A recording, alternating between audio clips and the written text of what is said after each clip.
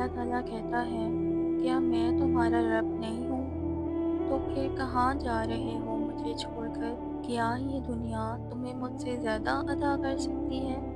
اور کیا تم نہیں دیکھتے ہر روز تمہارے گناہ میرے پاس آتے ہیں، لیکن میں پھر بھی اگلے دن فرشتوں کے ہاتھ تمہارا رزق بھیجتا ہوں۔ تو کیوں ہم اللہ کو بھول چکے ہیں، جب اللہ ہمیں اتنا گنہگار ہونے کے باوجود نہیں بھولتا؟